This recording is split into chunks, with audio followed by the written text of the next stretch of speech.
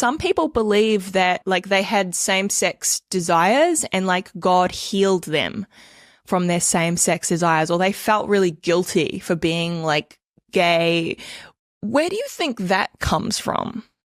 I mean, guilt and conviction can arise organically. I think we all should feel convicted of our sin. That should be a part of the Christian life. And also, we can be made to feel guilty or convicted of things based on things that we are told by others that may not be the Holy Spirit. And so sometimes that's part of the work of discernment there, is to figure out what is actually conviction from the Spirit versus what might be conviction or guilt that is wrongly placed on you by others. Even if it is done in a sincere way, it's not like people are necessarily trying to harm you.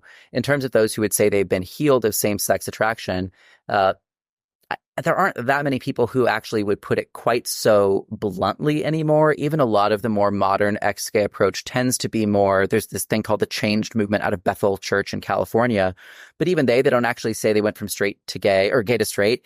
They say that just, my sexuality has been broadly transformed so that it's not a compulsion and that I'm not engaging in these behaviors or that I'm on a path of, there's a lot of vagueness to the language. In general, the only people who would try to, there are some figures like Jackie Hill Perry or Rosaria Yeah, Butterfield, that's what I'm thinking of. Who even then though, Jackie Hill Perry would, tries to separate herself somewhat from ex-gay narratives, even though her narrative is essentially an ex-gay narrative, but she tries to separate herself from this idea that you must go from gay to straight in order to be a faithful Christian.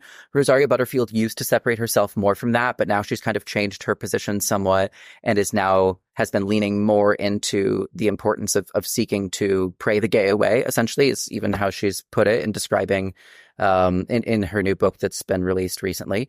But I do think that's easier and this is not a statement about either one of them as individuals, but in generally speaking, that's going to be the easiest to do for bisexual women.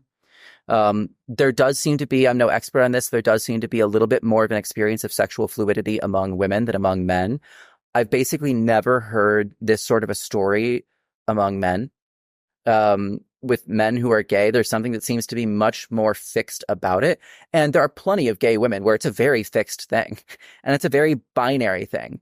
But there are also more women who are able to, over time, their experience can be more akin to choosing to turn on a switch at one point, like the switch of bisexuality, or willing to turn it off at some point. And then,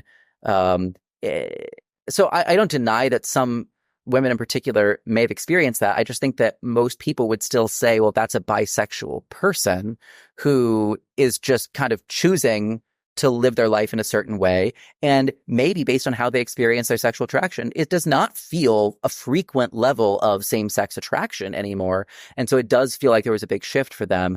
I just think that's still rather different than people, both men and women, who are legit gay.